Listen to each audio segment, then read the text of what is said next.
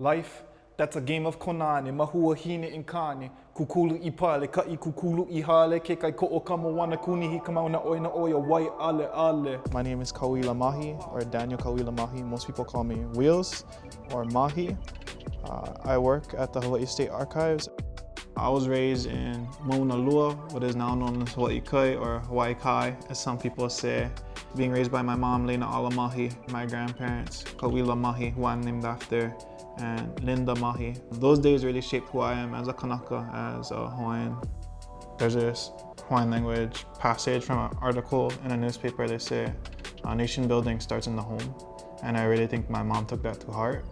When she was raising me, Hawaiian language was almost exclusively the language of the home.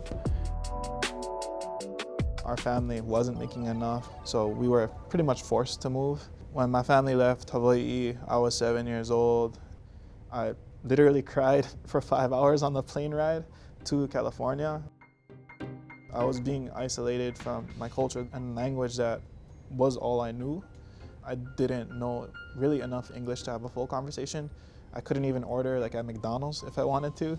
When I got to California, I got put into like the English second language classes where I had no way to converse with anybody else because nobody else knew Hawaiian in California. Where I was, it was almost all immigrants from other countries. And I saw myself as an immigrant because I saw myself as a sovereign Hawaiian subject moving to California.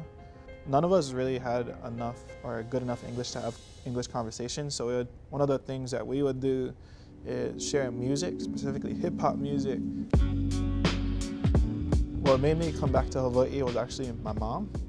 What I had planned on doing was just playing soccer in the community colleges in San Jose, California. But my mom said, no. She said, you're going back to school. The specific kumu I want you to learn from is Kalekua Ka'el and Kahele Duklo. They had just moved to the University of Hawaii at Maui College. And when I first got to Maui, after a month or so, actually right on my birthday, I ended up becoming houseless. And eventually I was taken in by my Hanai family. And if they hadn't taken me in, I don't think I would be here where I am today at all. I work at the Hawaiʻi State Archives as the head student translator and editor. And in that capacity, I translate, I edit and index and prepare documents to be accessible digitally to the people all around the world. I've been a researcher at the Hawaiʻi State Archives for about 10 years now. And I had always had an affinity for wanting to come here. And when I got into my PhD program at the University of Hawaii at Manoa, my training under Dr. Noilani Arista and other kumu helped me to be able to translate to the standard of the state, but also to be able to disseminate it in a way that's appropriate for anybody to learn. The shark god, the giant fish. Oh, that's probably a reference to the Milky Way. So today, one of the things I'm translating from Hawaiian language to English is stories related to Red Hill or Kapuka Ki. Like if you're just reading this passage, you wouldn't know Kai'anui Lala Valu is one of the traditional names for the Milky Way. So if you don't have these contexts from reading other stories, translation becomes even harder because like just assuming something means giant fish doesn't really give the context into what it's supposed to mean. I think of my work here as my way of serving the community of Hawaii at large. And I want to bridge that grammar, that language, and that lexicon so people can have conversations about ways to make Hawaii better, but also to make the world better. Ika wā mamua, ka wā mahope. The past is in the future, but the future is in the past too. And so archival materials really adjusts and orients me to all the work I do.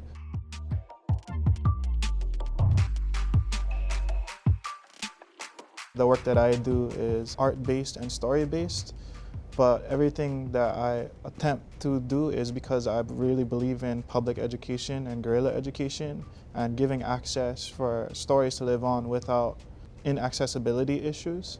And so I do multimedia art. I've designed video games in Olelo, Hawaii. I've done augmented reality applications. I've 3D printed.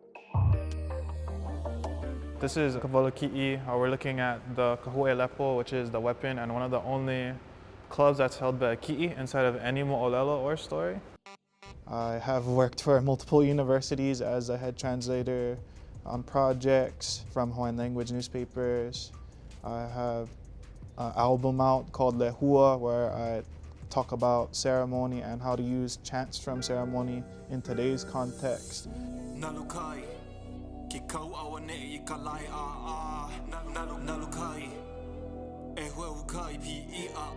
And I would say all my work is influenced by the past, and not just archival materials at the Hawaiʻi State Archives, but archives from my own family, from my own genealogy, from influences from my mother, who was a Hawaiian sovereignty photographer in the 1990s, my tutuhine, who was actually my great-grandmother, who was a lei maker.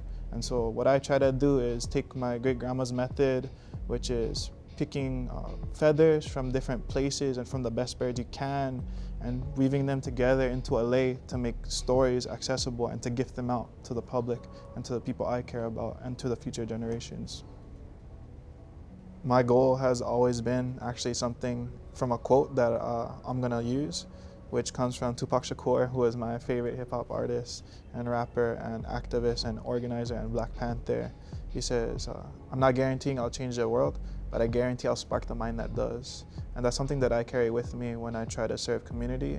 And in particular, here at the Hawaiʻi State Archives, I know that I can make this information that Hawaii needs to know accessible. And that is my role as a public servant of the Hawaiʻi State Archives and as a student and a scholar. And so I want to continue to bring that moʻolelo, to bring these stories of not just the traditions of Hawaii that we think of as isolated in the past, but bring forth these traditions so that we can know exactly what we need to do to create a better future.